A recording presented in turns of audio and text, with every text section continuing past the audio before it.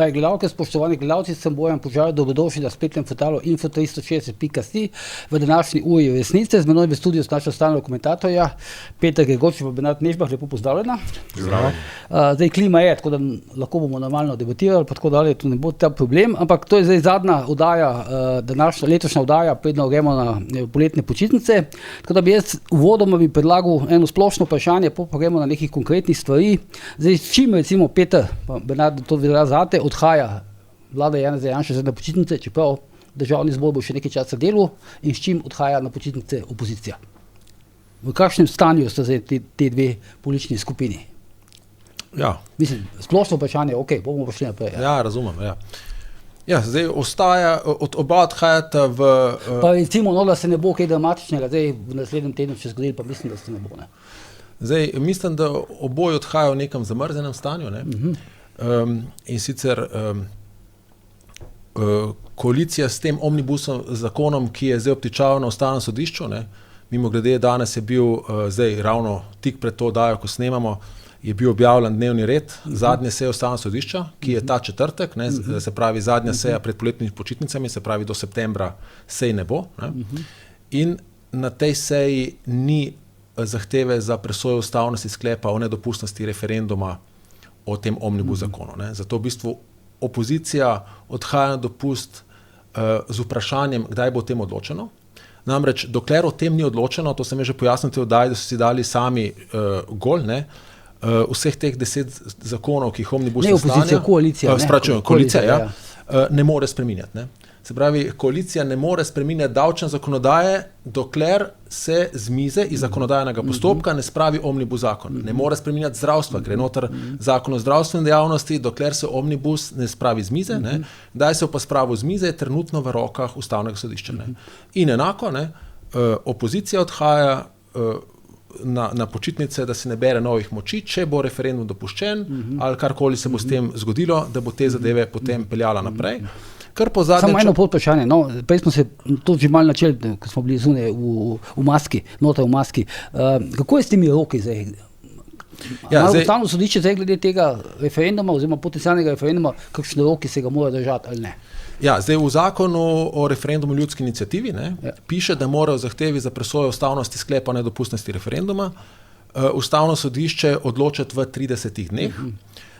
Ta zahteva je bila na Ustavno sodišče, sem preveril pred oddajo, vložena 12. junija, se pravi, ta zadeva bi se iztekla 12. julija, ampak Ustavno sodišče v tem času zagotovo ne bo odločilo, ne? Ker ne spomnim se kakšne take pomembnejše zadeve, ki bi odločilo izven redno razpisanih sej. Kot sem šel pogledati na spletno stran Ustavnega sodišča, tam je narejen polletni razpored dela do julija, se pravi tega druga polovica leta, ki se nekje začne septembra, pa do decembra tega razporeda sej še ni in prepričan sem, da sej do začetka septembra ne bo. Ne. Zdaj samo ne vemo, bo prvi četrtek septembru seja ali drugi četrtek septembru in do takrat zadeva zagotovo ne bo odločena. Ne. In tudi, če bo odločena, potem pride še ločena mnenja, tu se zategne še za kakšen mesec. Se pravi, jaz bi rekel, da ta odločitev uradno saj ne bo znana nekje do oktobra, lahko se pa motim, pa bodo pozitivno presenetili. Ampak, kot sem rekel, zadnja seja je ta četrtek, prva vsebinska točka je spet zadeva RTV Slovenija, ne, tista, ki se vleče zdaj že, mislim, da že 4 leta in še vedno niso odločili, zato ker so pač politično razklani in skladno s politiko se očitno ne upajo, skladno s pravom pa nočejo. Ne. Bomo videli, a bodo zdaj pred poletjem to odločili, mogoče tudi strahu, ker se pravi, zunaj koalicijski partner Stevanović napoveduje spremembe zakona RTV Slovenija. Že s 1.9. Že s 1.9. morda pa tle se jim mudi in da bodo izkoristili še zadnjo sejo, ne vem. Bomo videli, ne? Ker bili smo že kar nekajkrat na dnevnem redu, mislim, da več kot 10krat in zadeve niso. Imam še eno podvprašanje v tej zvezi, tam dam če prej besedo. Ja, Bernardo. Ja, kar se tiče vlade, če se spomnimo, takoj po volitvah je bilo sploh veliko vprašanje, a iz tega lahko nastane vlada. Zdaj imamo zgled kar dobro funkcionirajoče vlade. 3 mesece je zdaj od tega, ne? Ja, od volitev, ja. In Dobre 3 mesece. Tudi pravzaprav zelo dobra usklajenost z resnico. Je pa res, da se lahko vladajoča koalicija zahvali opozicijskim strankam, ki seveda počnejo vse, da demonizirajo resnico Stevanovića in njegove poslance, s čimer pravzaprav ustvarjajo antagonizem z resnico in resnica objektivno postaja iz dneva v dan bolj del vladajoče koalicije, tudi če je zunanji. Tako da to je novo je seveda tudi velika vloga predsednika Državnega zbora Stevanoviča, ki je veliki akter, tudi rad ima kamere, spretno nastopa, mislim, ne samo PR-ovsko, ampak tudi po gestah, kako reši problem svojega poslanca po Krambergerjevsko, tako da prav, da bo sam del poplačal. Kar je novo, levica je imela pravzaprav to, kadar nekdo, recimo njihova je ta, če je nekdo goljfa, ga je treba kaznovati. To, ja, ampak kaj pa z unimi ogolfanimi je bilo pa vseeno. Skratka, treba je pregledati nizga, ki recimo ni plačeval plač, ampak ok, če ljudje ne dobijo plač, ne pa pravno iščejo. Stevanovič je šel tle korak naprej in je ponudil, se pravi kot ljudski heroj, da to razreši. Je pa seveda en vrag pri njem v tem, da je njegov položaj predimenzioniran. Nekdo, ki ima 5 poslancev, je absolutno ena prvih osebnosti medijev. In to ima potem čisto psihološke učinke, da se naenkrat začenja počutiti kot car. Spomnimo se Urške, bivše Klakočarjeve, predsednice, ki je ta funkcija jo je tako osvetlila, da je stopila zunaj vseh kontur. Tako da dejstvo je, da ta silna medijska moč in pozornost, ki jo ima, in tudi pravzaprav veselje, on se ima zelo dobro, okoli Stevanoviča postaja en nov faktor. Nov faktor, ki ni samo en izmed partnerjev, ampak že po naravi stvari mora biti ta partner tudi v spopadu z premijejem, saj sem pa tja simbolnim. Tako da to bo ena oblika konfrontacije vsekakor.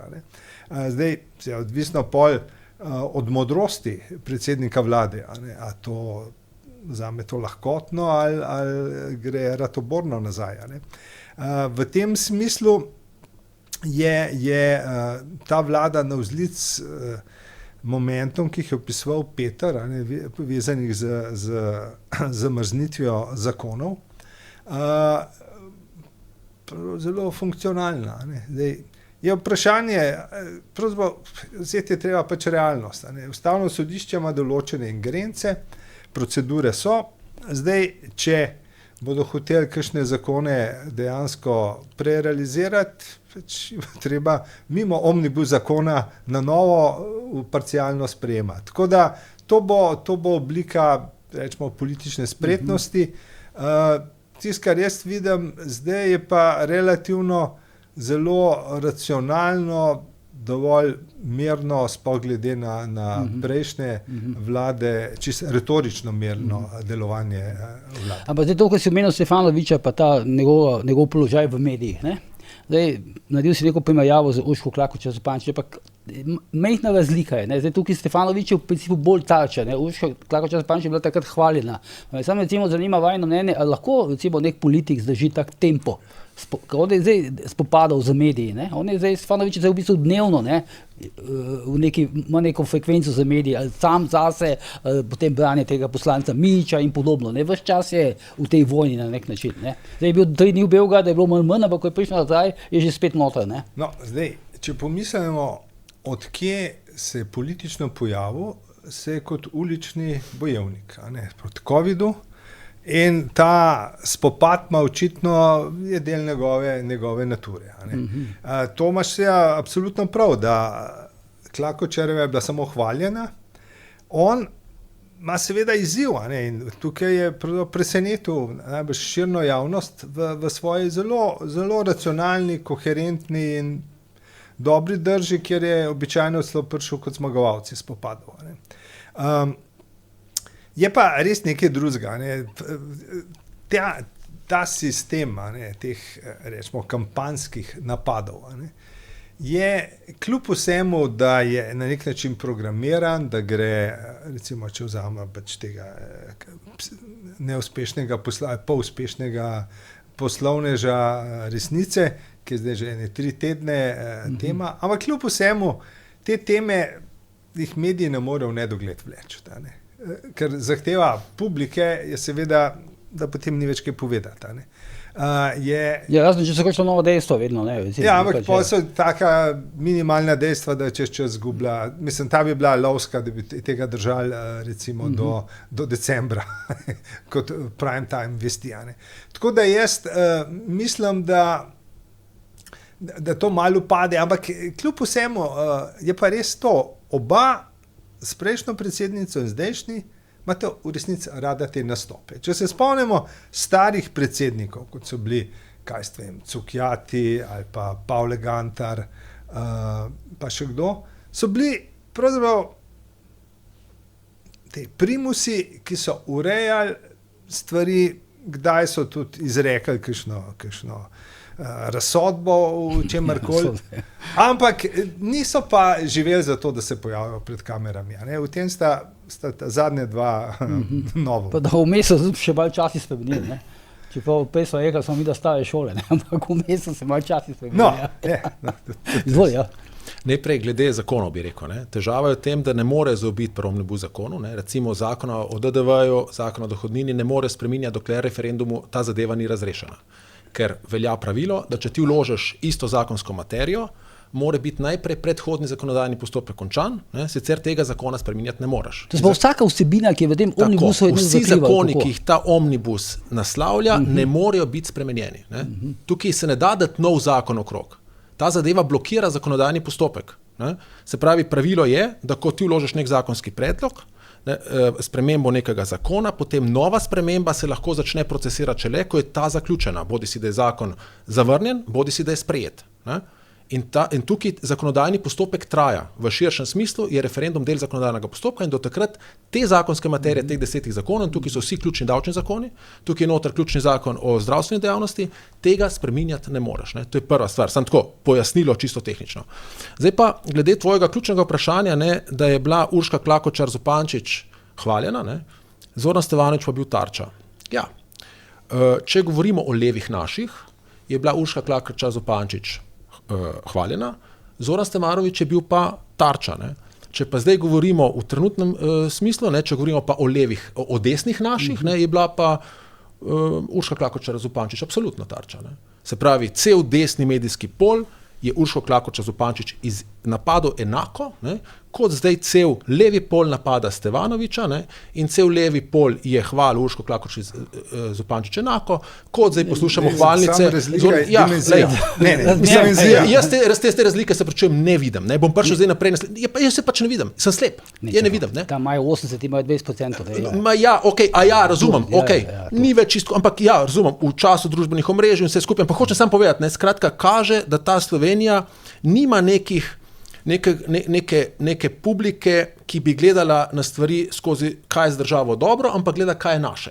Zdaj, lahko je to razmerje 40-60, 80-20, 10-90, sigurno ni, tukaj absolutno ni, ampak sploh, če pogledamo še cel medijski prostor, vključno z družbenim omrežjem in z vsem, kar se je razvilo in tudi prav, da se je razvilo, ampak hočem samo tu povedati, tu je moja, se pravi, in v takem okolju, kjer nekoga hvalim, ker je naš, ali pa napadam, ker je vaš, ne vidim neke možnosti za razvoj te države. To je pač moj pogled, lahko se tukaj motim. Kar se pa zdaj tiče Stevanovića, ja, super, ker si rekel, da je Robin Hood, ampak recimo, pustimo zdaj necenzurirano je sigurno Golobovo. Ampak danes je objavil članek, da Mijićevo podjetje, ki ga dal na ženo, išče delavce in da je kontakt Boris Mijić. In jaz sem šel pogledat, da je bil link na spletno stran Zavoda za zaposlovanje Republike Slovenije, in res je naveden kontakt Boris. In tam je številka, nisem poklical, novinar trdi, da se je javil on. Ne vem, zakaj mu tega ne bi verjel, ker če to ne res, potem on to zelo lahko zanika. Skratka, tukaj ni, da oni vlečejo temo, ne? Ta tema se, vsaj čez moje oči, ne, generira sama iz sebe. On ne prejme dolg do države, ok, se zgodi, razumem, se to reče, ne? Potem reče, ok, ni poravnal delavcem, se zgodi. Potem pride ven informacije, ne? Čeprav iz pola, ki je blizu levici, razumem. Bom pojasnil, zakaj jaz mislim, seveda to tako dogaja in zakaj tudi ni slabo, da se tako dogaja, ne? Ampak on, saj trdi se javno in on tega ni zanikal, je ponarejal podpise, ne? Zdaj pa pride ven informacija, da človek kot poslanec opravlja kadrovsko selekcijo za svoje podjetje, ki ga je prenesel na ženo. Tukaj so res standardi izjemno nizki. Ne? Zdaj pa seveda informacija vedno pride ven iz svojega političnega nasprotnika, ne?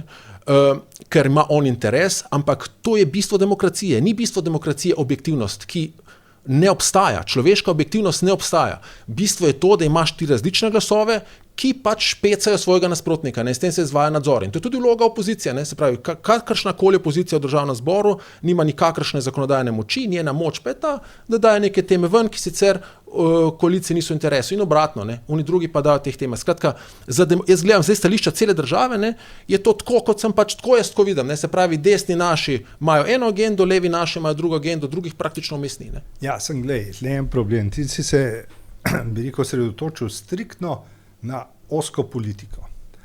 Dej, če vzamejo gospodarstvo in vzemo temo, kot je neplačevanje ljudem, kot je take in drugačne zlorabe, a osrednji mediji poročajo o velikih primerih, a tam sledijo, rečemo, smo imeli case Marinblu iz dneva v dan, a je kakšen Indijec, koliko denarja, ki je dobil. Škofjeloško podjetje je bilo iz dneva v dan in zato se tudi rešilo. Pop TV je po tistem, ko so hoteli so privatizirati tam tiste, se pravi, hendikepirane delavce, ne, kako je že to invalidno podjetje, ne. Ja, glej, bilo je iz dneva v dan in zadeva se je rešila. Tam bi Češko ni bil iz dneva v dan. Ja, okay, ja. Dej tako, jaz pravim, to je vse vedno dragocen. Za une, ki so hendikepirani napram lastnikom, je to vedno dober. Ampak hočem reči, to je zelo selektivno. Sem pa tja kakšen primer najdeš, ki se ga potem tudi zapomniš, če bi bilo veliko, se jih ne bi zapomnil. Ne? Skratka, jaz govorim pa o tem sistemu, da osrednji mediji nimajo tega za svojo agendo. Da bi gledali, poglejmo izkoriščanje delavcev vseh sort.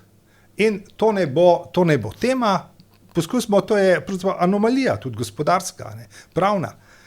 Ampak se odločajo samo po politični, kaj pa mogoče še daj po kakšnem drugem kriteriju. Najdeš samo sem tja.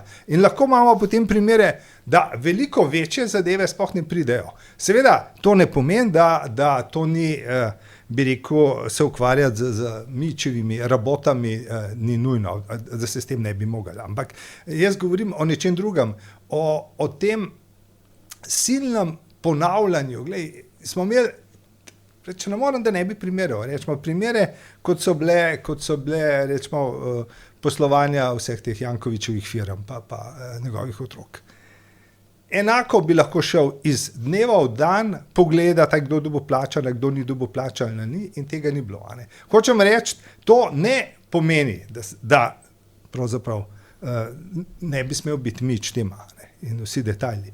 Ampak govorimo o tem stališča, zdaj pa če vzamemo, da ena konsistenca medijev, da imajo približno enake vatle, s katerimi opazujejo svet, to pa je pač veliko, kako bi rekel, protislovje. Ne, se strinjam, tudi težava, ne, ampak veš, še bolj me pa moti to, ko se pa ena tema odpre, ne, se pa zato, ker je pač to naš, se to zrelativizira, češ tudi o njim ne poroča. Ne? Ker potem nikoli z tega ven ne boš mogel pridati. Janković je izjemno dober primer, tukaj se s tabo strinjam, ne? Ker je očitno ima kontrol nad mediji. Jaz ne trdim, da pri nas mediji niso kontrolirani. Ne?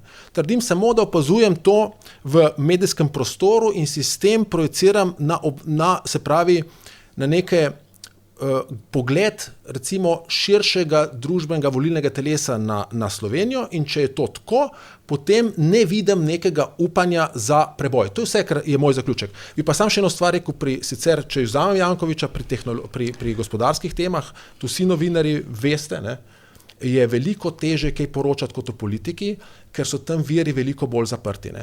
Skratka, a veš, veliko krat, če se kakšne te stvari zgodijo, če hoče medij poročati, pa nikogar ne javno bran, samo splošno razpravljam, ne, more pride do informacije. Ne? In ko se zadeve zaprejo in do informacij ne prideš, tudi težje poročaš. In če nekje ni nekega izrazitega interesa, ne, potem se to težje odpre. Lej, razmišljam, sicer se pa čist strinjam s tabo in nič ni v redu v tem prostoru. Ne glede na, zdaj, če pač odmislim težo posameznih, ne, teh recimo spornih dejanj, zdaj Miliča pa kolikoli, ampak tako serijsko, to kar pa obanati je resno. Nikoli se mediji običajno ne grejo stvari kontrolirati za sabo. In tako serijsko se spomnim, da se je poročalo samo še takrat o Aleksandri Pivec, ne, ki pa njena teža njeni dejanj je bila neprimerljiva s tem, ne. Ona ni ponarejala, ne, pa ljudi metala na cesto, karkoli, ne. Ampak to serijsko poročanje, pa dobro, zdaj pač to ni tema današnje oddaje. Ampak bi rekel, ne, in nadaljevalo bi se dokdaj?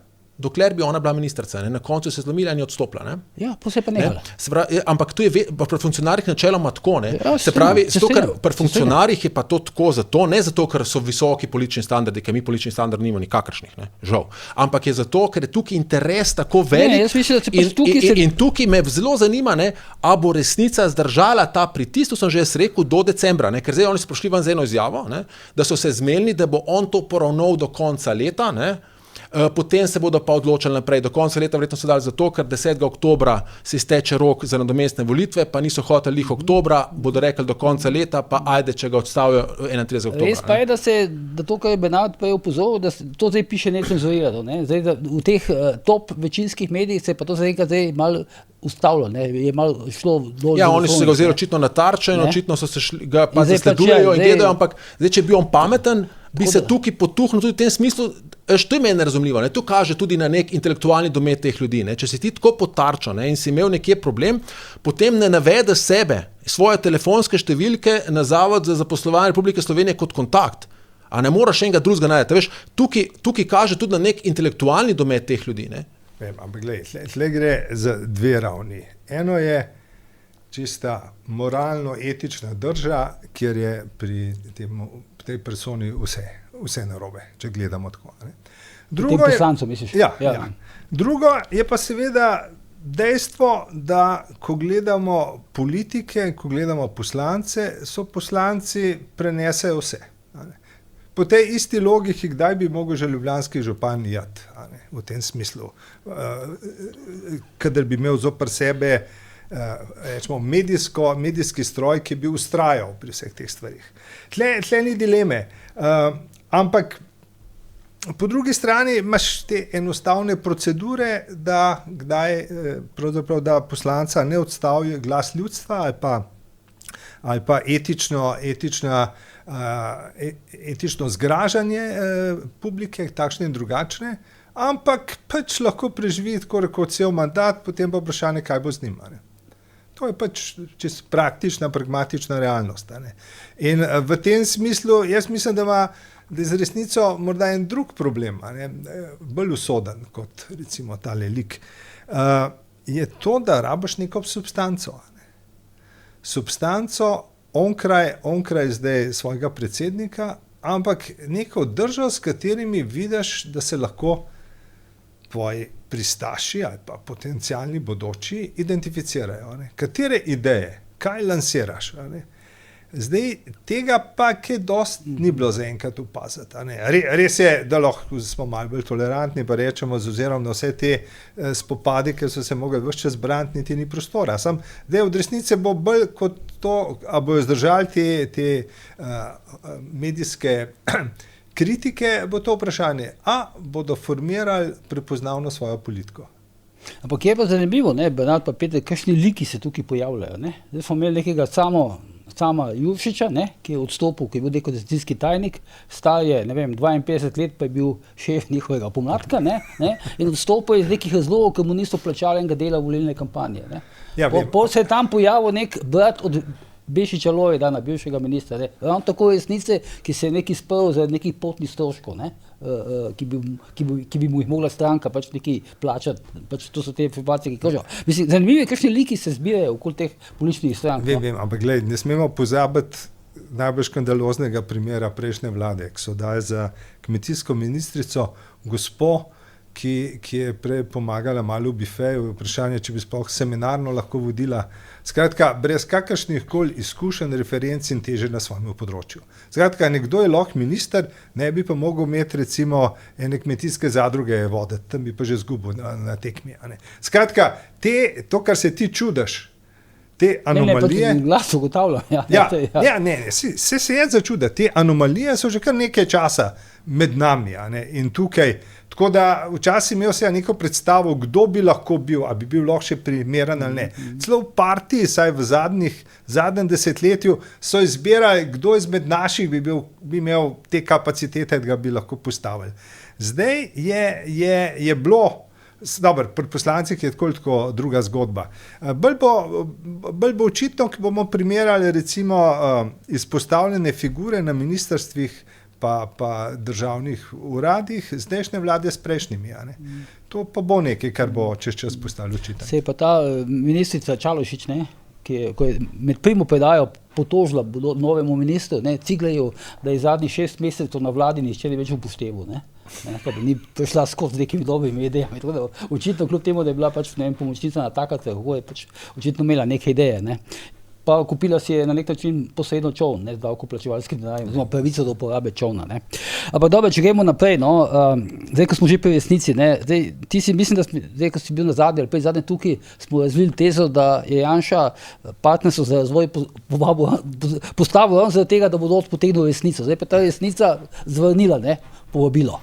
Ja, ker očitno to ni uspelo. Se pravi, ta zadeva je bila super krinka, če bi recimo SD pristal na to, potem jaz mislim, da bi tudi resnica šla. In zdaj ker smo te stvari začeli izpostavljati, je tu postalo očitno, politiki se prilagajajo stvarem. In zdaj, kar bo ključna zadeva, ampak še vedno, oni imajo predsednika državnega zbora in kar bo ključno gledati bo, koliko njihovih zakonskih predlogov brez tega zadeve bo koalicija potrdila. Ker to je ključna se pravi, oni bodo vlagali, zdaj so dali ta dober zakon o zastavi, jaz ga celo podpiram, ampak zdaj se pravi, da ne smejo na državnih inštitucijah viseti druge zastave, razen evropske, slovenske pa zastave inštitucije, ali občina, karkoli. Bomo videli, koliko teh zakonov njenih bo šlo čez, pa kako bo ona glasovala, ker na koncu, se pravi, kaj je del koalicije, kaj je dogovorjeno, če tega ne razkriješ transparentno, ker mislim, še vedno trdim, da je morali biti. Oni, če so v dogovori, bi morali to javno razkriti. Se bo pač to pokazalo čez glasovanje. To je neka taktična poteza njihova, ali kako? Jaz mislim, da so oni pač ocenili, da bi bilo to za njih prehudo. Se tudi ankete javnega mnenja zdaj ne kaže najboljše in da pač morajo nasprotovati. Bomo videli zdaj, kako težek partner zaenkrat. Niso bili težek partner koaliciji. Zaenkrat so vse stvari potrdili. Potrdili so takrat tudi ta zakon o pokopu, ki ga jaz sicer podpiram. Čeprav je Stevanović rekel, da ne podpira tega dneva spomina 17. maja, ampak da zaradi tega ne bodo zakona potapljali. In zdaj tukaj vidim, tu je tudi bilo vprašanje, kako odhajajo na počitnice. Se pravi, levi pol se je tukaj organiziral, levica je vložila zakon, sem šel pogledati, kjer spreminja samo eno zadevo, samo ta datum meče ven. Se pravi, zakon o pokopu oni so vložili svoj zakon o pokopu, ki mislim, da sem šel gledati, ne spreminja niti, da je Ljubljana kraj pokopa, ker to samo datum, zato ker je Resnica je rekla, da ona podpira vse, tudi da so pokopani v Ljubljani, edino ne podpira datum, ampak ker je to taka majhna stvar, zdaj ne bodo tega spreminjali, bodo to podprli. In zdaj levica mi je dala noter spreminja samo datum. Zdaj se bo pa videlo, a je bilo tisto igra, ali so se vmes premislili, pa jaz mislim, da dan spomina mora ostati, da ne bo pomote. Ampak zdaj komentiramo politiko in če komentiram politiko, je treba gledati ta kompleksna razmerja čez take drobne detajle. Meni te nijanse pač povejo, kaj je v ozadju.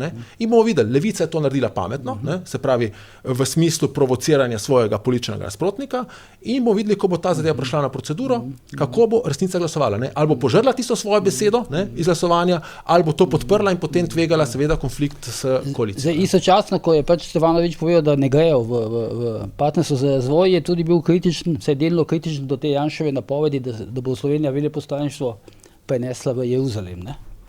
To sta verjetno opazila.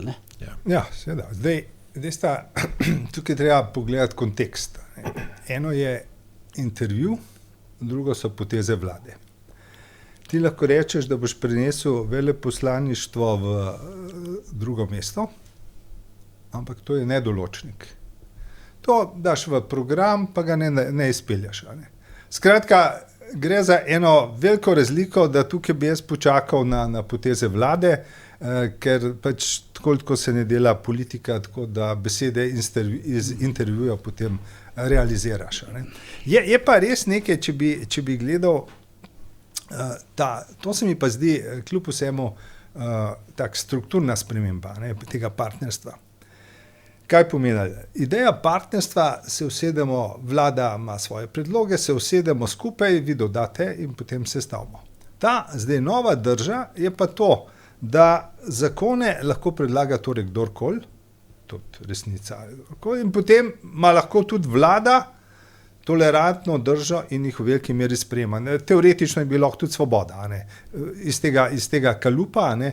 Tako da ta nov položaj seveda da veliko simbolno oziroma simbolično moč resnici, zato ker je jasno, da je ona predlagatelj nekega zakona, vlada ga pa akceptira. Z tega stališča je afirmativno zanjo seveda bistveno boljš, kot imeti partnerstvo. Je zato porast od Janše, da ni pridobil nobenega partnerja v ta razvoj? Tako gledam, Janša, volitve so bile za Janšo seveda objektivno porast. Če je planiral, da bo imel veliko večino, potem je ni. Ampak potem se je prilagodil na danem stanju in dano stanje je to, da je to vlada, ki lahko je uspešna z soupoštevanjem različnih članov. In tukaj je seveda nuja absolutna, da ima besedo pomembno Stevanovič, posebno pač Vatovec in Logar enako. Ne? In to je edini modus vladanja, ki lahko preživi. Da je treba tukaj ves čas iskati kompromise, konsenze, skratka, tle ne gre več za to idejo, da en primus pa vedno zmaguje, ampak tle je lahko primus sam na ta način, da se modro pravzaprav ne izpostavi vnaprej s popolnim antagonizmom. Potem je težko narediti kompromis. Ampak da je dopuščujoč, da je lahko izpeljemo tako ali drugače. Konec koncev, vse ta gesta na državni proslavi, ko so najprej je šlo za praporščake brez grba Slovenije, da ne bi sodelovali, potem je pa naš kolega Jeretič relativno genialno to izpeljal z neko pomiritvijo in nekim glasovanjem, ki institucije nepomembne, ki so, in potem so najdel kompromis. Skratka, iz ene drže, ko se je skazalo, da bo preveč razdirajoča, so najdel neko srednjo umirjeno pot in to je edini model, po katerem lahko ta vlada preživi. Nisem pa vedel tam, dokler nisem gledal te poslave, da imajo svoje praporščake tudi zveza šoferjev in mehanikov, ne? To sta verjetno videla, ne? Kot zadnji so prišli gor, ne? Napovedani, za svojim praporjem pa to. Ne? Ja, sej, cela zadeva je seveda malo absurdna. Ne? Absurdna je, da imaš ti bi rekel, simbol države, zoper katero si se boril, potem kot ta nosilni prapor. Druga je seveda to, da pravzaprav vseh teh članov več ni, partizanov, pač borcev več ni. In je to na nek način ohranjanje enega rituala, mislim pa, da je seveda čisto povezan z financami. Ker država financira vsa ta društva, se potem splača imeti zvezo borcev ali pa katerokoli drugo, da nam rekel samo njih, tudi Tigra in eventualno kakšne je pa ta poslava bila, zdaj prvi sem videl, ne spomnim se poslave, ki bi bila tako levo in desno obiskana. Ja. Tega se pa jaz ne spomnim. So bile leve, so bile desne, včasih je kdo prišel, no? Načeloma je bilo pa zdaj zelo pomišljeno. Razen Golova praktično doben ni manjko, ne? Danilo Türk recimo ni bil, no? To je mogoče na tej simbolični ravni je to ena sprememba, ker zdajšnja vlada, kakršnakoli že je, na nek način, saj pri tem, daje vtis vse združujoče. Ker prejšnja ni imela teh težav, oziroma ni imela tega namena. Konec koncev, če vzamemo govore, govor predsednice je klasičen, konfliktni. Tako, kar je včasih vedno v Dražgošah, se ni več tema o zločesti nemških SS-ovskih enotah in drugih, ampak je tema domača opozicija, ki uničuje državo. Ne. Skratka, klasična zloraba nekega zgodovinskega spomina na eno partikularno stanje se uporabi za to, da imaš en zvočnik, v katerem govoriš proti opoziciji. Skratka, ta proslava, saj stališča Janše, je delovala tokrat, bi rekel, vse državno. Je pa vsem bilo malo nenavadno, meni se je zdelo, no, da sta bila dva govorca. Ne? Ja, jaz bi rekel... Veš, tudi nisem mogel točno videti te hierarhije in tako dalje. Jaz bi pa v tem videl zelo dobro, zelo premišljeno gesto vlade. Namreč, kaj bi se zgodilo, če bi bila govoriti samo predsednica Nataša Pirc-Musar? Že zdaj je bil govor njen izjemno konflikten do vlade. Ampak, vedoč, da bo še en govornik, ki bo imel drugo retoriko, je definitivno mogla svojo ostrost zmanjšati, ker potem bi bilo pa tako transparentno ta velika razlika. Ne? In z dvemi govorci mislim, da je vlada neutralizirala en del, ali je pa pokazala pod vprašaj. Do zdaj je bilo popolnoma samoumevno govoriti, noben se zlepa v velikih medijih ni spraševal, zakaj nekdo recimo na Pohorju, ob Pohorskem bataljonu pripoveduje karkoli o opoziciji. Zdaj, ob tem se pa lahko ljudje vprašajo, hudiča, zakaj pa zdaj ob dnevu, ki nas združuje, celo ta, ki je bil vedno, bi rekel, konflikten, kot je Janša, poskuša najti združujoče besede, druga stran, se pravi predsednica, je uporablja to za ratobornost. Izvoli, veliko vprašanj smo naštela sproti.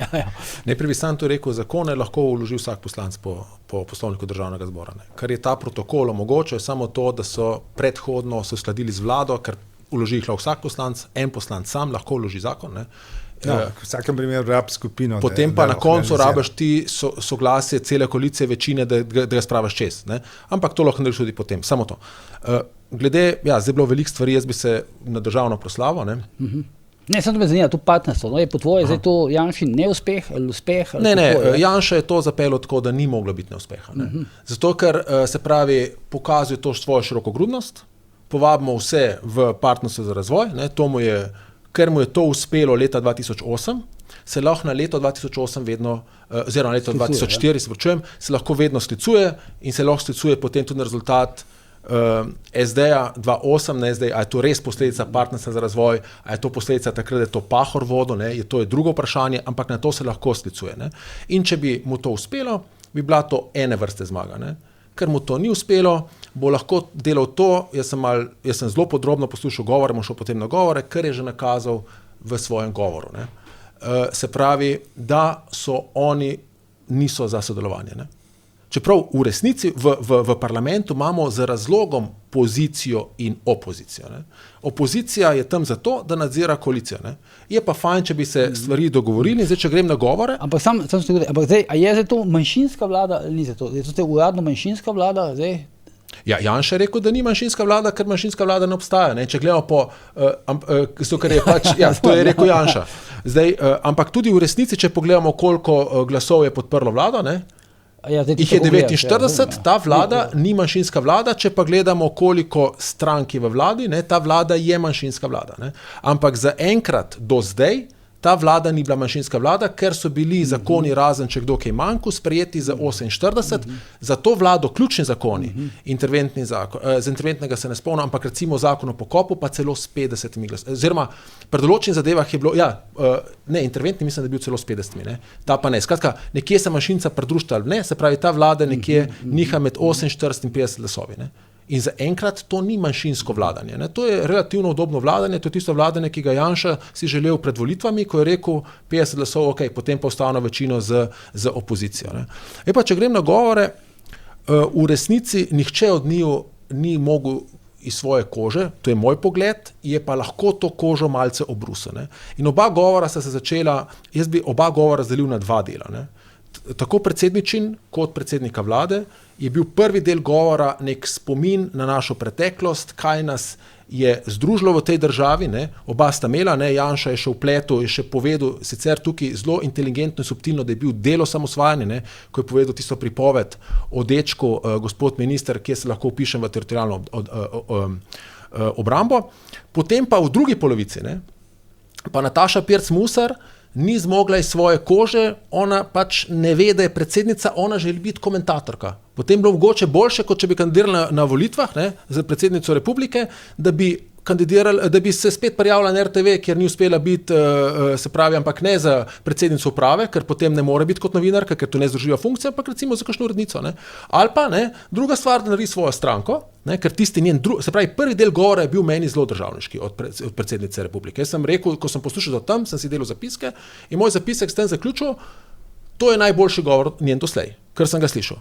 Potem sem slušal prej, pa sem si dal novo pombo, to sem napisal na polovici, ne? Ker po polovici je bil pa ta govor, ki smo ga že slišali v predsedniški palači, kjer je ona začela urejati politične zadeve, ki jih ima vsaka vlada. Če je prišla za neko večino na vlado, ne, bila izvoljena, ima pravico urejati.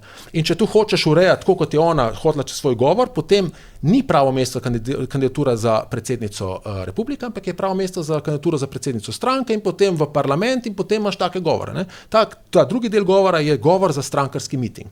To ni govor za državno proslavo. Ne. Pri Janši je bilo po mojem mnenju podobno, ne, ker potem je pa njegova polovica začela tam, kjer je rekel, razdelimo zadevo na dve obdobji, ne, in zdaj tisti, ki odklanjajo sodelovanje, ki ne bodo podpisali partnerstva za razvoj, nameroma umakam tisto, on je to zelo brusel in zelo to na tak smut način povedal. Z tega stališča je naredil velik napredek. Ampak še vedno njegovo sporočilo je bilo, oni so uničili Slovenijo, mi jo bomo pa zdaj rešili. Ne. Gled, mi smo vsi del te Slovenije in jaz sem na najpomembnejši državni proslavi, eni od dveh, ne, druga je potem decembra, ampak ta po mojem je celo najpomembnejša, ker je rojstvo države, bi si želel osebno govora, ki bi bil bodisi cel tak, da bi nas povezoval, bodisi, kjer bi govornik prišel z neko idejo in vse povabil k tej ideji sodelovanja. V preteklosti je bila ta ideja, da moramo postati del Evropske unije, ne? Del NATO, in smo to postali. In na to državo je mogel priti z neko idejo, sicer Janša se je poskušal ozirati v prihodnost, ampak ni dal neke ideje velike, kamor bi povabil, glej, tukaj pa dejmo, in potem, če daš tako idejo, nek skupni cilj naroda, ne? Potem moraš nehati te delitve, kdo je bil intimna opcija. To je stvar dnevno političnega komentiranja. To, po mojem mnenju, ni stvar državne proslave. Tako sem videl oba govora. Postali so po mojem govori predolgi, no? Govori so bili pa predolgi, pri čemer je bil Janša 4 minute daljši od predsednice, tu sem tudi štopal. Govori so predolgi. Jaz ne rečem, da moraš več let spati, pa to, ampak govori so bili absolutno predolgi, no? Ja, gre za nujno transformacijo vseh teh državnih proslav, ki so bile leta in leta uporabljene kot drugega reči, kot zvočnik, glasnejši, ker če imaš na strankarskem shodu nekaj poveš, ne boš dobil tacga odmeva, kot če na državni proslavi. To je bilo, se strinjam s tem, kar je rekel Peter o Janši, ampak jaz gledam zdaj čist diahronično, da njegov govor je bil v primerjavi z govori poprej bistveno mehkejši in bistveno naredil je korak. Zdaj pa seveda drugo vprašanje pa je, da tudi ni za pretiravati v tem vseljudskem sožitju, ker konec koncev sej, kaj bolj dragocenega za razvoj je tudi dobra kritika, dobra opozicija. Da ti oponiraš nekim idejam, ampak ne zdaj lartistično, ampak če preprosto lepo pokažeš konsekvence, ker ti konec koncev nobena oblast ni sama po sebi božja, nezmotljiva. Zdaj, ti si prej že omenil, da podpiraš ta zakon o izobešenju zastav, ne? Zdaj me zanima recimo vajno mnenje. Zdaj, berem različne komentarje in ne vem, nek učitek je, ne, recimo, da je ta zakon o tem izobešenju zastav, pa potem recimo to, da naj bi Zdravljica imela po novem 2 himne in tako dalje, da so to ideološke teme. In da te stvari, pač te teme razdvajajo ljudi. A je to ideološka zadeva ali kako? Vsa stvar lahko reči ideologija, ne? To je nacionalna ideologija, lahko rečeš. Okay, ja. Ampak jaz mislim, da prehranske smernice so potem ideologija. Pa to, ampak ta zadeva je zdaj vsaj glede zastav, tisto, tudi v himni notar, tu nisem pogledal, ne, ker nisem zakona celega prebral. Ne, govorim pač o teh napovedih. Ja. Ampak zdaj tlele notar, jaz mislim, da se pravi to, kar je bilo predstavljeno javnosti, to, kar piše v zakonskem predlogu, je ideja po mojem utemeljena in čez mojo čisto in jo razumem sledeče. Ne. Se pravi, državni organ, ni to Nataša Pirc Musar, ampak je to institut predsednika republike, predsednice republike. Ni to Janez Janša. Ko on pride na Gregorčičevo, on je predsednik vlade. Ne?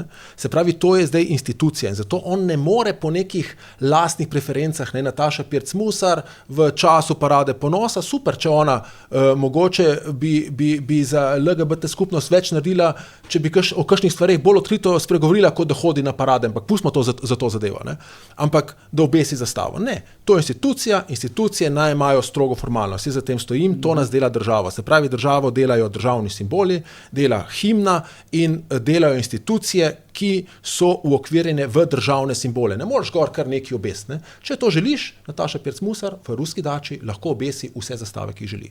Medtem, ko na tle na Rjavčevi, v predsedniški palači, pa mislim, da je prav, da jih ne. In z tega stališča jaz to zelo podpiram in mislim, da je to pomemben korak k ozaveščanju tega, ne? Kaj je pomembnost institucij države. Ne?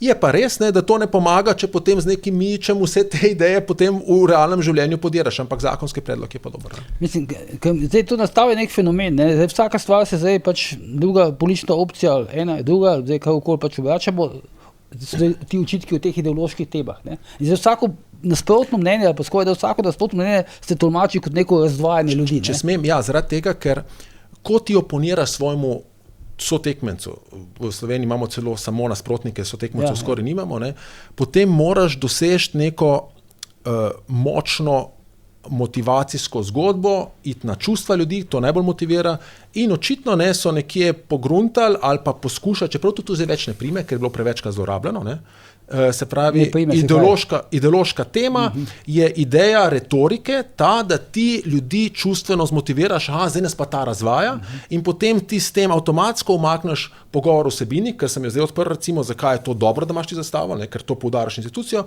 ampak umakneš čisto vso vsebino, ki je noter in daš v neke floskole, ne, ki so samo čustveni triggeri in to zadevo potem pač se pravi pridobivaš volilno telo na svojo stran, ampak ker je bilo to prevečkrat zlorabljeno, se potem začne razvijati toleranca na te floskole in jaz mislim, da te zadeve ne primejo več tako, kot so prijele kdaj. Ne.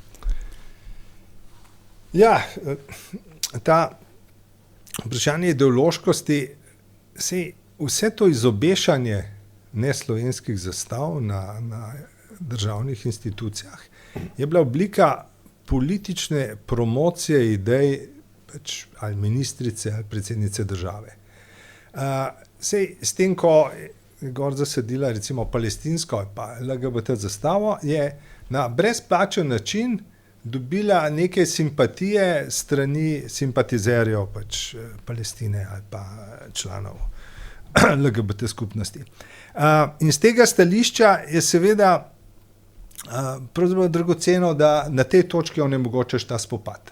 Ti imaš na ravni individualca, imaš lahko predsednika bivše države, oziroma bivšega predsednika, ki prije na državno slovesno z rdečo zvezdo, ki je pač na koncu, zakaj ne bi smel provocirati? To je mali nulovska poteza. Je to, ne, ampak hočem reči... Mislim, s temi značkami pa to. Ne, je nulovska bi bila, če bi bil Jenul. Ni je nulovska, ker on je bil v svoji karieri zelo, zelo pohleven karierist v partijski. Takrat ni nosil značke Solidarnost leta 81 ali pa kakšen punk. Takrat ni z nobenim znakom, čemu nasprotoval, ali pa majice takrat proti Slobotu, ki so bile. Ampak zakaj ne bi nekdo po 80 plus zaživel kot mladostnik pa rad provociral za zvezdami? Eno dejstvo je tudi, da demokracija mora prenesti tudi nasprotovanja. Tisto, kar je meni všeč recimo pri Američanih, je odnos do zastave. Zastava je tam sicer sveta, ampak lahko jo zažigaš.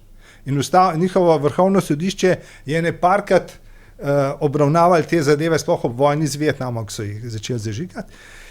In je rekel na koncu tako, ta zastava uteleša državo, kjer je prvo načelo svobode. In svoboda je tudi v tem, da mi prenesemo, da nam nekdo zastavo zažge.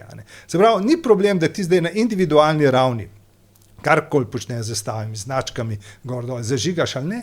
Gre za to, da državne institucije pač so samo državne institucije, tam ne sodi drugega, kakor zastava in tam ni razloga, zakaj bi še potiho upeljevali še en ideološki argument, rečemo, za svojo politiko. Še ena stvar, ko se mi zdi zanimivo za debato, zdaj pred poletjem. Imeli smo priložnost pogledati to zadnjo anketo Mediane na Pop TV-ju v nedeljo. Zdaj spet pač ne glede, kaj si mislimo o anketah, ampak malo treba tudi okoli tega debatirati. Videl sem nek skok vseh teh vodilnih politikov koalicije. Pač na vrhu je ostala Nataša Pirc Musar pa Matjaž Han. Janša je šel celo na 6. mesto, 3. mesto je padel Vrtovec, 4. mislim, da je bil Cigler. Videl sem pa padec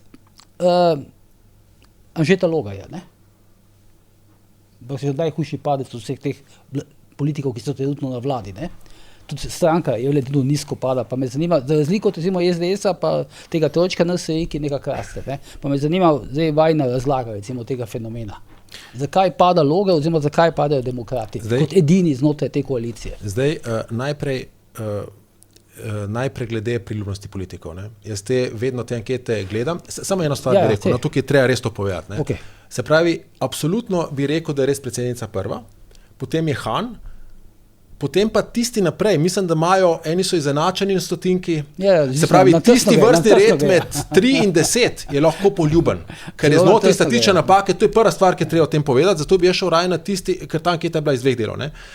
Se pravi, 3 stvari je imela. Prvo, podpora vladi, potem je imela politične stranke in potem je imela ta priljubnost politikov, ki je itak neka posebna zadeva, priljubljen tisti, ki je pač, tu smo že ugotovili, že čez daljše obdobje, da to nima neke korelacije s tem, kako si uspešen na volitvah. Zdaj pa podpore vlade sem mislil še pet, kako je. Če bi zdaj začel s podporo vlade, je pokazalo, da se po volitvah ni spremenilo nič. Namreč, vladi nasprotuje 44%. In če zdaj vzamemo opozicija, pomeni, da je opozicijsko volilno telo enako konsolidirano kot na volitvah. Opozicija ima namreč 40 od 88 poslancev, 2 moramo izuzeti, ker sta po drugem sistemu voljena, narodna, in 40 deljeno 88 je 45. Spravi, ta anketa točno to kaže, da so razmerja v parlamentu enaka razmerjem v volilnem telesu. Se pravi, 45% ljudi, ki jih predstavlja, zdaj pustimo odstotna točka gor ali dol, ampak 45-44% oponira trenutni vladi, zaradi tega, ker je pač na vladi na poziciji opozicije. Se pravi, potem pa imamo 38, ki jo podpira in 17, ki je neodločena.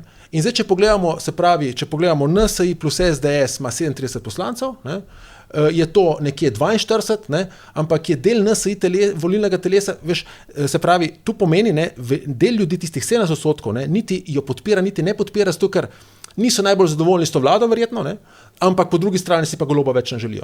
Skratka, to je gledati tako, 44 oponira, se čisto slika na volilno, se pravi na mesta v parlamentu glede opozicije, ostali so pa pač jo sprejeli s tistimi zobmi, zato ker druge izbire niso imeli. Potem pa kaže, kaj se je zgodilo s strankami in dejansko 2 stranki, se pravi, Logar je padel v nevidnost, zato, ker njegov glavni program, to smo govorili, njegova obljuba bila, ne bojo podprli enega ne drugega, in druga njegova obljuba je bil skok. In on ni dostavil nikakršnega rezultata. In dokler, če rezultata ne bo dostavil, se pravi, prvi del razumemo, zaradi volilnega izida ga ni mogel, ker računa, da bo bil predsednik vlade, ampak 6% še noben ni mogel biti in ni si upal to opozicijo. Ampak zdaj je vprašanje, a si on upa dostaviti skok. A on upa to shendla znotraj koalicije in kakšno ideja ima v skoku, sploh kakšno. Skratka, tega rezultata ni dal in zato je jasno, da demokrati so padli v nevidnost. To je rezultat tega, v glavnem, da ni skoka. To je rezultat tega, da ni ničesar. Kaj pa so demokrati tej vladi dostavili, razen da so jo omogočili. Ker to, da to vlado so omogočili, to podpirajo tisti, ki podpirajo nosilne stranke te vlade. Se pravi, ta podpora se prelije v SDS in ta podpora se prelije v NSI. Oni so samo omogočili. To je to. Ampak drugega niso dostavili. Tudi omogočili so jo tiho. Oni niso obrazložili glasu, zakaj podpirajo Stevanoviča. Oni pri ključnih zakonih niso obrazložili niti svojega glasu. Oni so bili tam tiho, nevidno glasovali. In če bodo taki ostali, in tukaj jaz mislim, da ta podpora realna. Zakaj pa bi oni imeli podporo? Zdaj pa Stevanovič je pa tudi delno razočaral svoje volivce in zapletel se je zdaj neke afere, sicer se ga lahko hvali, kako on politično spreten, ampak glej, ko ga poslušaš, vidiš, on je retorično spreten, ampak vidiš, da manipulira. Jaz imam občutek, ne morem reči, da manipulira. Moj občutek je, da on manipulira. Se pravi, on je tisti pameten učenec, ne, ki vedno nadmudri učitelja. Ampak to še ne pomeni, da začutiš v ozadju neko iskreno podstat. In če tega občutka volivec nima, pač to zgubi, zdaj tistim 4-3% je to všeč in resnica je z tega stališča padla na tiste odstotke, ki jih je imela pred volitvami. Bistveno pred volitvami. Zakaj pa po tvoje, recimo zdaj, Logar, ki je to govoril o skoku, ne dostavi skoka, predlog zakona o skoku? Pojma nimam. Zdaj, ne vem. Ker naj bi ga Janša že parkrat pozval, ne dostavi ta zakon, oziroma predlog ali osnutek zakona. Lej, na to nimam odgovora. Vem, z tega sliša sem jaz zelo pozorno poslušal, samo eno stvar sem želel slišati, kako bo to zagovarjal Matos na hearingu, glede NPU-ja. In šel sem potem še enkrat pregledati magnetogram, ker je to relativno tako kot opomba, ampak je povedal, Matos je rekel, ne, da za NPU se strinja, da mora biti podrejeno, se pravi direktor NPU-ja, da mora uboga tožilstvo. Ker zdaj problem NPU-ja v tem, da tožilstvo lahko, specializirano državno tožilstvo nekaj predlaga NPU-ju, direktor pa reče, ali bo take izdelal ali ga ne bo. In tukaj, če sem Matosa razumel na hearingu, šel sem brati potem tudi še magnetogram še enkrat, je bil za to. Zdaj, zakaj tega ni dostavil Logar, pojma nimam. Ne? Tega ne vem, ker ne poznam notranje dinamike v stranki.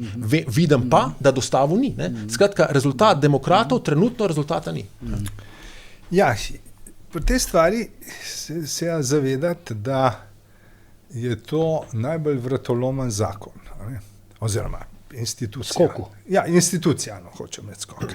Namreč do zdaj nismo imeli nobene take institucije, za katero bi lahko rekli, da funkcionira.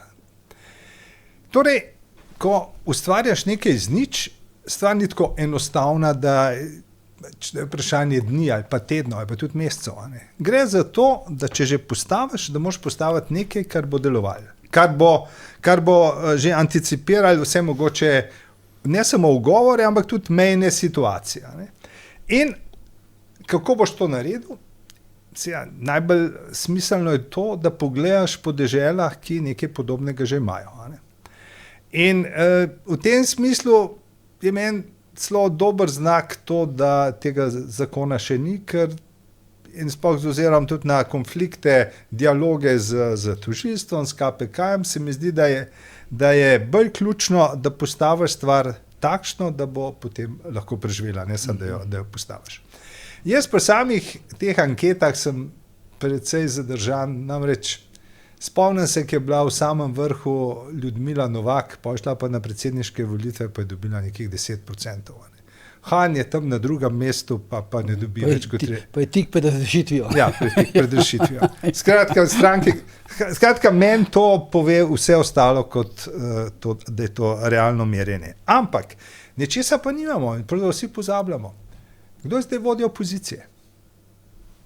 Najmočnejšo stranko imensko sicer vodi Golob, ampak v imenu te stranke, ko je bil govor o ustanovitvi ali pa napovedi ustanovitve vlade v senci, tega ni izrekel Golob, ampak je rekel Boštjančič. Kateri so politiki, ki se oglašajo? Gotovo je najbolj ostra ta hip na opozicijski strani Asta Vrečko iz Levice. In Goloba tako rekoč ni opaziti, reče, kakšen benigen stavka. V tem smislu zdaj sploh ni pravzaprav jasno, več poimensko, kakšna je hierarhija, kdo bi sploh spregovoril v imenu opozicije kot celote. In tudi te notranji boji, spomnimo se eno obdobje, ki je pretendirala Alenka Bratušek, da bi delovali, kot da prevzema stranko. Skratka, to je tudi ena nova vsebina za jesen in kasneje, a ob tako rezerviranem Golobu lahko ostane on primus, namreč njegova moč je bila pa v tem, da je bil vladar. Vse posledice tega, kar je počel, so izhajale iz tega atributa. Medtem ko zdaj v opoziciji so stvari popolnoma drugačne. Tako da jaz mislim, da bo to tudi eno izmed resnih vprašanj in tudi drugo, a je za preživetje SD smiselno, da samo ponavlja, repetira stavke Levice in Svobode. ali mora najti tudi ona svojo držo. Zdaj sicer imamo eno serijo zgledov ali pa primerov, ko poskuša imeti, ko se avtomatično ne odziva. To se mi zdi, da bo ponesla jesen. Je pa opozicija, sem videl med medije, med novinarje, pa recimo tudi med javni sektor, te uslužbence vodilne, uspela lansirati neko tezo, ki veliko ljudi vidim, da tako nekako naseda ali pa se kar prejemlja, in to je, da bo jeseni vlada padla. Ne? No, in da se bo oni spet vrnili. Ne? Ampak to je, ti povem, veliko ljudi to verjame. Ja. Jaz sem recimo govoril z nekaterimi novinarji, zdaj so začeli verjeti v spremembo vlade šele potem, ko je vlada že zasedala na prvi seji in naredila tistih svojih 70 zamenjav kadrovskih. Ne? Še takrat so videli, da so se začele stvari, bom rekel, spreminjati po nas. Ne? Lej, vse to sem jaz enkrat te oddaje že povedal. Ne? Se pravi, bivša vladajoča koalicija, zdajšnja opozicija, ne? Če želi te novinarje, ki so itak osebno tudi, mislim, da levo usmerjeni, obdržati, ampak so pa tudi oportunistični. In vedno ima vlada to prednost, katerakoli, leva ali desna, ne, da lahko tala neke službe. Ne. V Sloveniji imamo to težavo, da imamo pol še neko mreže v ozadju, ki dotaka denar, in če želi držati motivirane svoje strani, mora reči, ne se še zdaj potuhant, ne se še vdati, mi pridemo nazaj septembra. Ne. Resnica je pa moja taka, kot sem je tudi že rekel, ta vlada, ne, bo zdržala do rednih volitev, razen če pridejo neki dogodki, ki jih pa zdaj ni mogoče predvideti. Ampak da bo pa padla septembra, po mojem, to je navadna neumnost. Ne. Tega signala ni nikjer. Ne. Stvari grejo čisto drugo smer. Ne. In sicer, da bo to ena trdnejših vlad v Sloveniji. Mislim, da so samo 3 vlade do zdaj končale svoj mandat. Prva Janševa, ena Drnovškova, pa Golobova, ne. In ta, po mojem, je 4. vlada, ki bo od 16 vlad, ne. 16. vlada v Republiki Sloveniji, in pa bo, po mojem, 4. vlada, ki bo končala mandat. Ja, to je seveda posledica demokracije. A ne? V partijskem času nikoli ni bilo nobenega stavka, da bo Tito padel. Tito odstopil. To prinese duh časa. Peter, prej si to zadnje vprašanje, no, prej si, kad sem rekel, da te bom še nekaj podpočal zdaj z ustavnim sodiščem, ne? RTV pa je še zdaj na dnevnem redu, ne? Ja, tik pred oddajo je prišel na dnevni red in smo spet na dnevnem redu. No, ampak hočem reči, zdaj, kaj se v principu lahko tukaj zgodi? Recimo, kaj se zgodi, če recimo ustavno sodišče ta zakon zavrže, ne? Recimo, to novelo. Kaj se potem zgodi? Kaj se zgodi, če ga potrdi? Če ga potrdi, ostaje tako, kot je, verjetno, ne? Jaz mislim, da sem že povedal, kaj bi njim najbolj ugodno bilo, da naredijo, ne vem pa, če zmorejo. Se pravi, najprej oni lahko tle sta 2 pobudnika, ne? Se pravi 2 sklopa pobudnikov. Eno smo tisti funkcionarji, ki so nam prenehali mandati pred časom, drugo je potem državni svet. Mi imamo pravni interes, zdaj, ko je RTV, ker takrat je bila z nami še RTV Slovenija kot institucija in ona ima pravni interes na celoten zakon. Oni, ko je prišla nova uprava, je umaknila svojo pobudo in smo ostali samo mi. Imamo samo pravni interes glede na tem, da nam je prenehal mandat. Ne. In oni lahko to zavržajo, ker reče, da nima pravnega interesa v smislu, da nam to ne zmore izboljšati našega pravnega položaja. Ne. Tega pravnega interesa pa nima, ker so ga oni vzeli. Ne. Ker so nam dali začasno držanje in so nam ohranjali pravni interes, pol so nam ga povzeli in zdaj rečejo, da ga nimamo in v tem delu pobudo zavržajo. To je tako, kot če jaz pridem v trgovino s čokolado 10 evri, rečem, jaz bi to čokolado kupil, trgovka mi 10 evrov vzame, ne? In da že reče, ne moreš, ker nimaš več 10 evrov. Ne? In potem novela obstane. Ne, potem pa je druga stvar, ki je pa državni svet, on ima pa zahtevo, on pa lahko presoja vse zakone in jaz mislim, da bodo oni šli v smeri, da bodo rekli, da je to, ker zdaj pa ključno vprašanje, kdo imenuje svet RTV Slovenija, ker svet RTV Slovenija je ključ do vseh kadrovskih sprememb. Ne? On imenuje potem upravo urednika in tako naprej. In bodo rekli, da ima pa to civilna družba v rokah, da to je depolitizacija in da tega ne smeš več vrniti državnemu zboru. Jaz mislim, da bodo oni zaklenili ta zakon s tem, da bodo rekli, tisti del bodo zavrgli, v tem delu bodo pa rekli, da je ustavno skladen in spisali tako obrazložitev, ne, da bi onemogočili, da bi še kadarkoli lahko državni zbor kot se pravi veja oblasti za največjo legitimnostjo, ker je neposredno voljena v državi, določila. Tu pa jaz pravim, ne, da je ta koalicija, namesto da bi se zapletala, zdaj bom spet rekel, ideološke boje, ko bi ukinila RTV Slovenija, če bili pametni, bi ustavno sodišče prehiteli, vse, kar bi naredili, ampak zdaj že zamujajo. Oni so imeli te 3 mesece časa, razumem, da teh 100 dni, ampak če bi bilo res za kaj rešiti, bi ta zakon, ki je trenutno razveljavili, vrnili stari Grimsov zakon veljavo in v prehodne določbe rekli, da ne bo isti kot Golob, da se začne izvajati takrat, ko se poteče temu svetu mandat. Se pravi, noben mu ne je predčasno prekinil mandata, itak bi se to zgodilo zdaj čez 1 leto, oni imajo parlamentarno večino in bi potem imenovali svoje in bi zadevo vzeli. In potem bi Ustavno sodišče prehiteli. Če pa Ustavno sodišče v tem kontekstu njih prehiti, bo pa zacementiralo, da neka civilna družba, potem pa zdaj vprašanje, ali lahko vlada spremeni civilno družbo.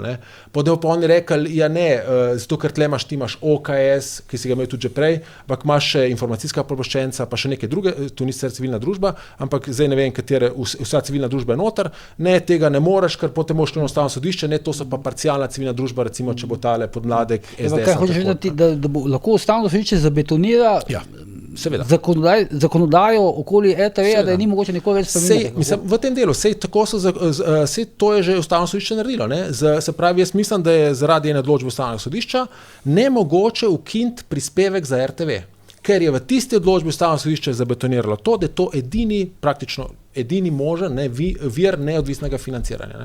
In če bi kdo hotel prenesti na proračun, bi zagotovo to uspelo, ker bi Ustavno sodišče reklo, ne, mi smo že takrat rekli, to mora biti neodvisno, se pravi, ne sme biti odvisno od politike in neodvisno od politike je samo to, da ljudje direktno nakažejo na transakcijski račun RTV-a brez posrednika državnega zbora. Če tudi gre za prisilo. Če tudi gre za prisilo, ker oni zatrjujejo, da je to v javnem interesu. Mislim, vedno se bo dalo še nekaj najti. Jaz mislim, da je bilo potem treba iti v smeri zakonodaje, da mora biti neka sankcija, če ne izpolnjuje svojih zakonskih zahtev, ker zakon RTV-ju nalaga RTV-ju javno službo in RTV-ju evidentno ne izvaja, evidentno. Vse, kar zadeva informativni program. Ampak oni bodo rekli, imamo tistega internega varuha. Ne, to mora biti nekako drugače rešeno. Ampak vedno težje. Je pa treba tukaj, po mojem mnenju, več inteligence, kot jo naša politika leva ali desna premore. Vse smo videli, ta intervencijski zakon, dober namen, je obstal in so se blokirali sami sebe za kakršnekoli spremembe, dokler se ta zadeva ne razčisti. Boš kaj dodal še tle? Mislim, to bi bila nova vdaja. Ja. Je pa zanimivo, zdaj berem, ker se bongajo okoli tega, ali bo zdaj Ministrstvo za kulturo dalo 4 milijone ali ne bo dalo, zdaj mislim, da bo neko pogodbo poslalo za to glasbeno produkcijo, pa uprava RTV-ja, kljub temu, da letno operira z nekimi 140 milijoni evrov, 150 milijonov evrov, trdi, da če teh 4 milijonov ne bo, potem bodo prišli v likvidnostne težave in po avgustu ne bodo več mogli plačevati plač. Ja, veš, kaj to pomeni? To pomeni, če teh 4 milijonov, kakšna logika, bom povedal, to pomeni, da so nelikvidni, to pomeni, da tudi 150 milijonov ni dovolj, to pomeni očitno, da rabijo te 4 milijone zdaj, do avgusta. Avgusta pa nove 4 milijone, do oktobra. Jaz sem vedno rekel, če imaš, recimo, da imaš ti žito in imaš 50-kilsko vrečo žita in v tej vreči žita narediš tako luknjo, ti ne moreš te vreče nikoli napolniti, ker ta vreča vedno pušča. Skratka, jaz pa mislim, da 150 milijonov je dovolj za nek neodvisen javni medij, to je ogromno denarja. 150 milijonov je res veliko denarja. In če s tem ne znajo tega poštimati, potem jaz mislim, da je najbolj to. Druga način je pa ta, da se RTV pusti pri miru, se mu da ta prispevek, pa vse, kar so pogodbene obveznosti in se pač teh intervencij več ne dela. Naj se s tem denarjem imajo ga dovolj znajdejo, če se ne bodo znajdli. To pa ni dobena vlada dolžna delati intervencije, ne? Ja, jaz uradno ustanovitelj, ampak lahko reče, se imate prispevk, ampak predvsem tega ne more spodbijati na Ustavnem sodišču, se pa bojim nekaj drugega. Ko sem govoril z nekom iz desne opcije in sem o tem govoril, to je edina šansa, razen v primeru, ko bi mi rabili RTV temo, da razburka javnost, da mi nekaj drugega delamo v ozadju. Jaz se bojim, da pač je politiki v interesu, da RTV vlači tako, da se ga ne reši, zato da ima dimno bombo, vsi se ukvarjamo z RTV-om, v ozadju se pa dela nekaj drugega. Ja, ne. Problem je nacionalke v tem, da je bila do zdajšnje vlade izjemno prilagodljiva in ustrežljiva, da pa ima sama pri sebi popolnoma zgrešena načela, kaj je to korektno poročanje, objektivno, pluralizem vseh pogledov, zato ker tam velja eno pravilo, to, kar počnem, je prav. To, kar počnejo uredniki, je zgled demokratičnosti. In tam ni nikakršne refleksije, ne tega, kaj se počne. Če vzamemo takole, imamo pač to interno ombudsmanko, ki je figov lista, ki tako nima nobenih ingerenc. Medtem ko se sami uredniki ne sprašujejo o tem, kaj je dogodek, a moramo ravno o tem zdaj poročati, a bi pravzaprav mogli na enak način tudi v sličnih zadevah, kadar se dogodijo nekemu drugemu. Skratka, tega ni. Skratka, vse, kar počnemo, je idealno, vse, kar počnemo, je pravilno, je vse. Mi smo utelešene demokracije. Nekaj podobnega, sicer na drugi ravni. Ko sem gledal, mislim pač to, bral odzive paradi ponosa, je tam veljal, seveda, pač popolna svoboda, zakaj ne? Ampak hkrati je bilo, mi utelešamo zdaj demokracijo per se. Ja, to pa že ne drži več. Demokracijo udeleša celotna družba v vseh svojih segmentih, ne samo ena skupina. Ni ena skupina izvoljena, pa smo svetopisansko. In te se počutijo dejansko, kot da so svetopisanski izvoljenci. Je pa res, da nimamo nobenih kriterijev, etabliranih, po katerem bi se samo sploh ocenjevali, preverjali, okay, da ne bomo zdaj rekli, recimo, mi je antipatičen ta in ta lik, zatorej ni objektiven, ampak da bi imeli neko metodo, primere in načine, kako presoditi, kaj je verodostojno, kaj ne. In iz te mentalitete, pa iz tega prepričanja potem izhaja ta njihova zahteva po denarju, po milijonih in tako dalje, ki pač morajo prihajati. S tem imamo ta narativ, da mi najboljša stvar v deželi je javni medij. Lahko bi se kdo vprašal, hudiča, v nizu detajlov sta recimo televiziji, kot sta Planet TV pa Pop TV, lahko celo boljša, v nizu. Zdaj se bi lahko vprašal, hudiča, zakaj pa plačujemo denar za to televizijo, če sta pa une dve zasebnictva boljši v nečem. Skratka, čemu sploh plačevati? In tukaj nima nacionalka nobene slabe vesti v tem smislu, da je v izjemno privilegiranem položaju in da se mora ta položaj pravzaprav izboriti z nekim drugačnim principom. Ampak se mi zdi, da to oni utelešajo. Oni utelešajo najboljša stvar v družbi, kar se zgodi, je, da imamo tako televizijo, kot je.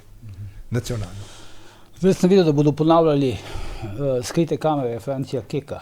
Stare nekaj let nazaj, čez poletje, pa tako dalje. Meske bodo čakali na nove finančne injekcije. Ja, kar se sicer plača, to njemu plačujejo. No, to imamo pa lep paradoks, če vzamemo, zakaj vse televizija nima denarja in zakaj ga ima. Sam to se hoče reči, ta njihov argument je razumljiv, ker oni se borijo za svojo plačo. Se pravi, oni se borijo za svoj položaj, da se nič ne spremeni, pomeni, da njim dohodek ostane za enak način dela. In zato bodo se spomnili vse sorti floskul in jih bodo pač poskušali prodati javnosti. Če se bodo prijeli, se bodo, če ne pa ne. O izjemnem položaju govori en čist praktičen detajl. Skratka, so bila obdobja, ko so mnogi iz nacionalne televizije odhajali po druge medije. Zdaj, zlepa, nisem slišal zadnje. Ja, odhajajo zdaj, ne? Da prihajajo zasebnih. To je fenomen, verjetno, da grejo na neko bolj varno delo mesto. In tudi vprašanje, če ne boš plačano. Zdaj gledam recimo to svetovno prvenstvo v nogometu, gledam Areno TV, zasebna televizija, tam imajo voditeljica, voditelj plus 3 ali 4 komentatorji, običajno ti neki trenerji, znani nogometaši, Zahovič, Tavares in tako dalje. In potem včeraj med nekim polčasom preklopim na drugi program TV Slovenija, da vidim, katere komentatorje bi imela TV Slovenija in vidim novinarja, voditelja in Igorja Eberganta, ki komentira. Veš, da niti toliko se več ne potrebuje, da bi malo, kako bi rekel, vse normalno razširili to svojo produkcijo. Če nima denarja? Nima denarja. Hecam se. Če se verjetno res nima. Pre 150 milijonov nima denarja. Ja. Dobro, Peter Bernard, najlepše hvala za vajne komentarje. Skratka, zadnja ura resnice pred poletjem, poživite ga, kar se da lepo, to velja tudi za vaje dva, pa zame, vsak bo poskrbel zase. Mi se pa znova vidimo v torek 1. septembra, do takrat pa ne pozabite, ker je bojanje tudi požar.